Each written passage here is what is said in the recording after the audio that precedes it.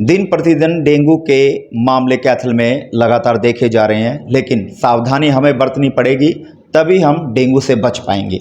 लेकिन सावधानियां क्या है और उन सावधानियों के लिए क्या आपको करना पड़ेगा? फिलहाल कैथल के श्री मल्टी स्पेशलिटी हॉस्पिटल के अंदर मौजूद हूं और मेरे साथ डॉक्टर पंकज राविस जी मौजूद है। तमाम जानकारी डेंगू से संबंधित आज ये जानकारी हम दे रहे हैं और कैथल टीवी लगातार जो है हर मुद्दे को लेकर, हर मामले को लेकर, चाहे वो स्वास्थ्य से हो चाहे जनमानस के मुद्दों को लेकर, वो आप तक वो हर चीज़ पहुंचाता है। तो आज स्वास्थ्य को लेकर और डेंगू को लेकर जो है वो बातचीत करेंगे। डॉक्टर पंकज राविस हमारे साथ हैं। डॉक्टर साहब नमस्कार। नमस्कार मोहन जी, नमस्कार। डॉक्टर साहब, स्वास्थ्य कैसा है? क्योंकि मौसम बदल रहा है। जी, जैसे मौसम परिवर्तन हो रहा है, बारिश भी हुई है और पहले भी काफ़ी बारिश हुई है, पानी हर जगह खड़ा होता है, तो मौसम बदलाव पे कई तरीके की भिन्न-भिन्न बीमारियां फैलने का डर रहता है। जैसे उल्टी दस्त हो जाती हैं और बारिश के टाइम पे जो हमें एक डर रहता है, एक होता है मलेरिया और एक डेंगू का। चूँकि अब डेंगू के केसेज़ काफ़ी बार बढ़ जाते हैं। डेंगू के पहली तो बात ये है कि पेशेंट को पता होना चाहिए कि डेंगू होता किस वजह से है। डेंगू का जो सबसे मेन कारण होता है वो रहता है, एक मच्छर रहता है, मादा एडिस एजिप्टी कहते हैं, एडिस एजिप्टी कहते हैं उसको बेसिकली। वो एक साफ़ पानी में होने वाला मच्छर होता है, जो बारिश का पानी होता है और जो कूलर का पानी इकट्ठा होता है या एसी का पानी इकट्ठा होता है, यहाँ तक कि जो फ्रिज के पीछे जो पानी, साफ़ पानी इकट्ठा होता है, उनके अंदर ये मच्छर बहुतायत में पाए जाते हैं। जो मादा मच्छर होते हैं वो रात में या सुबह के टाइम ज़्यादा काटते हैं। उस टाइम पे काटने के बाद 4 से 5 दिन का इनका एक टाइम पीरियड होता है। उसके बाद पेशेंट को लक्षण आने स्टार्ट हो जाते हैं।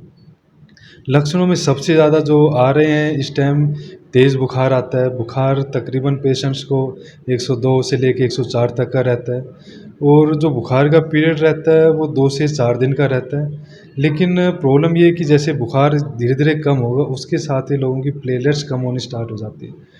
प्लेटलेट्स के साथ काफ़ी सारे लोगों को कई बार पित्ते में सोजिश वगैरह, पेट के अंदर हल्की-फुल्की सोजिश या पानी भर जाता है या छाती के अंदर भी कई बार सोजिश या पानी भरने के केसेस भी आते हैं। तो हमें इन चीज़ों के बारे में ध्यान रखना होता है ताकि पेशेंट अगर स्टार्टिंग से ट्रीटमेंट लेना स्टार्ट कर दे, स्टार्टिंग से अगर फ़ीवर को हम कंट्रोल करें, तो हम उसको जो कॉम्प्लिकेशंस होते हैं जो डेंगू के, उनको भी हम काफ़ी हद तक कंट्रोल कर सकते हैं। यानी डॉक्टर साहब ये कह सकते हैं कि जो डेंगू के जो मच्छर हैं वो वीवीआईपी हैं, यानी कि जैसे हम लोग हैं जो साफ जगह रहना पसंद करते हैं, वो भी साफ जगह में रहना पसंद करते हैं। जी, जी, कह सकते हैं मोहन जी। लेकिन इसका बचाव क्या है डॉक्टर साहब? ये सभी चीज़ें तो आपने बता दी कि डेंगू के ये लक्षण है, इस तरह से जो है ये पनपते हैं, इस तरह से ये जब ये काटते हैं तो इस तरह के लक्षण आते हैं, उसके बाद प्लेटलेट्स कम होती है, उसके बाद व्यक्ति को ये तमाम चीज़ें आते हैं। सावधानी कैसी बरतनी चाहिए, कैसे बचाव किया जा सकता है? सावधानी कहते हैं, precautions is better than cure, यानी सावधानी ही बचाव है। सावधानी के लिए हम एक तो अपने घर के आसपास कोई भी पानी है जो इकट्ठा हो रहा है, नया पानी है, साफ़ पानी है, उसको फटाफट साफ़ करने की कोशिश करते हैं। कूलर का पानी बदलते रहना चाहिए, एसी का पानी ज़्यादा दिन तक खड़ा ना रहे और बारिश का पानी जो इकट्ठा हो साथ ही साथ उसको साफ़ करवा सकते हैं। दूसरी चीज़ है कि चूँकि जो मच्छर होते हैं शाम के टाइम या सुबह के टाइम ज़्यादा बाइट करते हैं, तो एक तो हमें पूरी बाजू की स्लीव्स की कपड़े वगैरह पहनने चाहिए और दूसरा हम ओडोमॉस वगैरह यूज़ कर सकते हैं। अगर बाहर बच्चे हैं जो खेलने जा रहे हैं या आजकल मार्केट में काफ़ी कुछ स्प्रे आया हुआ, वो यूज़ कर सकते हैं। दूसरा ये कि घर के अंदर हम एक छिड़काव कर सकते हैं, जो मच्छरनाशक जो कि दवाइयाँ आती हैं उनका एक छिड़काव कर सकते हैं। काफ़ी हद तक उसका भी बचाव रहता है। दूसरा, जैसे ही बुखार स्टार्ट हो इमीडिएट डॉक्टर से उसकी सलाह लें और उसकी दवाइयाँ शुरू करें, वो भी एक तरीके से बचाव में ही है। तो डॉक्टर साहब, जैसे कि इसके एकदम से अगर कोई व्यक्ति, जैसे किसी को ये चीज़ लक्षण हैं, तो उसको क्या करना चाहिए तुरंत प्रभाव से, ताकि वो उस डेंगू से जो है वो बचाव कर सके तुरंत प्रभाव से, अगर उसको लक्षण लगते हैं तो? लक्षण जैसे लगते हैं, सबसे पहला लक्षण ही तेज़ बुखार होता है। तेज़ बुखार आने पे सबसे पहले तो एक बार डॉक्टर से कंसल्ट करना चाहिए और जैसे ही मेडिसिन वगैरह स्टार्ट करें, अगर उसके बाद भी लग रहा है कि बच्चे को तेज़ या किसी को तेज़ बुखार आ रहा है, तो हमें पानी की पट्टियों का, ठंडी पट्टियों का भी यूज़ करना चाहिए ताकि बुखार जल्दी से कम हो। क्योंकि जितना ज़्यादा हाई ग्रेड फ़ीवर होता है उसके कॉम्प्लिकेशन भी उस हिसाब से ज़्यादा ही रहते हैं। डॉक्टर साहब, काफ़ी बार देखा गया है, अगर जो व्यक्ति इसको सीरियस नहीं लेता है और सावधानी नहीं बरतता है, तो इसका जो अगर मर्सी रेट की अगर बात करें, परसेंटेज की बात करें, तो वो क्या रहती है? डेंगू भी 2 तरीके के रहते हैं मोहन जी। एक होता है सिंपल डेंगू कहते हैं हम, एक दूसरा जो कॉम्प्लिकेशन जिसके सबसे ज़्यादा होते हैं वो डेंगू हेमरेजिक फ़ीवर है। डेंगू में कॉम्प्लिकेशंस तकरीबन 25% तक रहते हैं और हेमरेजिक फीवर के 80 to 90% तक मोर्टेलिटी रेट कहते हैं। और प्लेटलेट्स कम होने का जो सबसे ज़्यादा नुकसान होता है, अगर ब्लीडिंग कहीं से भी स्टार्ट होती है बॉडी में, अगर हमें चोट भी लगती है तो उसकी ब्लीडिंग ना रुकने से कॉम्प्लिकेशन कई गुना बढ़ जाते हैं। और डेंगू में प्लेटलेट ही सबसे ज़्यादा कम होते हैं और प्लेटलेट्स के कम होने से एक ब्लीडिंग का रिस्क सबसे ज़्यादा हो जाता है। डॉक्टर साहब, जिस व्यक्ति को है तो उसमें खान पान को लेकर उसको क्या खाना चाहिए, क्या क्या चीज़ नहीं खानी चाहिए, तो उसको लेकर क्या सजेस्ट आप जो है तमाम लोग जो देख रहे हैं वो करें? हाँ, खान-पान इसमें सबसे ज़्यादा महत्वपूर्ण रहता है मोहन जी। सबसे पहले तो पेशेंट का इस टाइम पे डाइजेस्टिव सिस्टम काफ़ी पुअर हो जाता है। डाइजेस्टिव सिस्टम पुअर होने की वजह से हम क्या करते हैं कि खाना थोड़ा हल्का लें, दलिया खिचड़ी वगैरह होती है, लिक्विड डाइट थोड़ी ज़्यादा लेने के लिए बोलते हैं, जैसे जूसेस हैं, दाल पानी हो जाता है, दालें वगैरह हो जाती हैं या सूप वगैरह ले सकते हैं। दूसरा नारियल पानी वगैरह ले सकते हैं, और दूध वगैरह भी अपने हिसाब से जो उनकी इच्छा होती है ले सकते हैं। पेशेंट को सजेशन हम लोगों का ये रहता है कि आप 3 बार खाने के बजाय थोड़ा-थोड़ा करके 5 से 6 बार लीजिए, ताकि एक तो डाइजेस्टिव सिस्टम पुअर होता है तो डाइजेशन में उनको ईज़ी रहेगा, और जितना कंफर्टेबल हो उतना ही लेना, और हल्की-फुल्की घर में ही वॉकिंग वगैरह थोड़ा बहुत वो करते रहें। क्योंकि एक धारणा होती है कि पेशेंट ये सोचते हैं कि ये कंप्लीट बेड रेस्ट ही हमारे लिए ज़रूरी होता है। उसकी वजह से कई बार डाइजेस्टिव प्रॉब्लम्स, पेट में अफारा या उल्टियाँ वगैरह शुरू हो जाती हैं।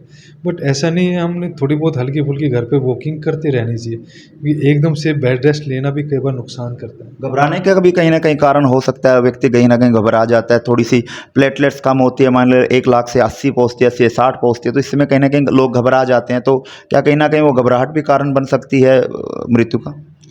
घबराहट होती है, काफ़ी लोगों को होती है, क्योंकि कई बार क्या होता है कि जिस चीज़ की हमें नॉलेज नहीं होती, कई बार वो एक भय पैदा करती है, पैनिक क्रिएट करती है उस चीज़ के अंदर। बट नॉर्मली प्लेटलेट्स सभी के कम होते हैं और सभी लोग ठीक भी हो रहे हैं, ऐसा नहीं है। तो हमें कम से कम 30,000 तक तो ऐसे कोई घबराने की ज़रूरत नहीं रहती। 30,000 या 40,000 जब प्लेटलेट्स रहे तब हम लोग एडमिशन के लिए एडवाइस करते हैं, और मैक्सिमम 99% लोग 20,000 तक रह के भी अपने आप रिकवर करना स्टार्ट कर जाते हैं। बट पैनिक करना कई बार घबराहट और दूसरी चीज़ प्रॉब्लम्स क्रिएट कर जाती है। पेशेंट फिर खान-पान में थोड़ा लापरवाही बरतना शुरू कर देता है। कई बार नींद वगैरह की दिक्कत आनी शुरू हो जाती है, वो फिर थोड़ी कॉम्प्लिकेशन बढ़ा देती है। लेकिन इसमें पैनिक होने वाली कोई ज़रूरत नहीं है। पेशेंट अपना घर पे ध्यान रखें, अपनी डाइट अच्छी रखें, अपने आस-पास का वातावरण साफ रखें, पेशेंट्स मैक्सिमम ठीक हो जाते हैं। इन दैट केस अगर पेशेंट्स घर पर उस परिस्थिति को नहीं काबू कर पाया, तो क्या आपके हॉस्पिटल में वो तमाम फैसिलिटीज़ मौजूद हैं? जो भी व्यक्ति इस वीडियो को देख रहे हैं, उनके परिवार में अगर किसी सदस्य को इस तरह की दिक्कत का है डेंगू की, तो वो आपके यहाँ ला सकते हैं, वो तमाम फैसिलिटीज़ हैं यहाँ पर कि उनका सही तरीके से इलाज हो संभव हो? हाँ मोहन जी, हम लोगों ने यहाँ पे सारी फैसिलिटीज़ रखी हैं। वेंटिलेटर की सुविधाएं हैं, हम लोग प्लेटलेट्स भी इस टाइम चढ़ा रहे हैं पेशेंट्स को, जिन लोगों को काफ़ी ज़रूरत पड़ती है। दूसरा, कई बार जैसे चेस्ट वगैरह में दिक्कत आती है, उस चीज़ के लिए हम लोगों ने बाईपैप, सीपैप दोनों चीज़ हम लोगों के पास रखी है, ताकि अगर बाई चांस पानी वगैरह भरे तो हम उसको इमीडिएट उसको निकाल सकें, उसको हम कम से कम कर सकें। पेट के लिए भी अगर पानी की बहुत ज़्यादा ज़रूरत पड़ती है, अगर बहुत ज़्यादा पानी पेट में इकट्ठा होता है, उसको भी निकालने की सुविधाएँ हैं। बाकी हर कॉम्प्लिकेशन के लिए हम लोगों के पास हर तरीके की सुविधाएँ उस टाइम उपलब्ध हैं। चलिए, अंत में तमाम लोगों से क्या अपील रहने वाली है स्वास्थ्य को लेकर? इस टाइम मैं यही कहूँगा, एक तो अपने खुद का स्वास्थ्य का ध्यान रखिएगा, अपने परिवार के स्वास्थ्य का ध्यान रखिएगा, अपने घर के आसपास के वातावरण को साफ रखिएगा, क्योंकि डेंगू को एक बार पनपने की जगह मिल जाती है तो फिर वो दिक्कत पे दिक्कत करता है। तो precautions is better than cure, एक बचाव ही इस टाइम उपाय है इस चीज़ का। चलिए, बहुत बहुत धन्यवाद सर। ये थे हमारे साथ doctor Pankaj Ravi, Shri multi specialist hospital के डायरेक्टर हैं। लेकिन हमारा मकसद इस वीडियो का बनाने का सिर्फ इतना है कि आजकल डेंगू के जो मामले हैं वो काफ़ी बढ़ते हुए नज़र आ रहे हैं, तो हमारा मतलब ये था कि तमाम लोगों तक ये जानकारी पहुँचे, वो सावधानियाँ बरतें। फिर भी अगर आपको ये लगता है कि हमारे परिवार का कोई सदस्य डेंगू से घर्षित है, तो वो कैथल के श्री मल्टी स्पेशलिटी हॉस्पिटल में लेकर आ सकते हैं और परामर्श ले सकते हैं, और उस व्यक्ति का इलाज जो है यहाँ से करवा सकते हैं। कैथल के जींद रोड ड्रेन के साथ लगते ये हॉस्पिटल। इस वीडियो को ज़्यादा से शेयर करें। अगर आपका फिर भी कोई सवाल है तो कमेंट बॉक्स में अपनी राय दें। डॉक्टर साहब आपके कमेंट का जवाब जरूर कमेंट बॉक्स में देंगे और उसका आपको परामर्श जो है वो दिया जाएगा।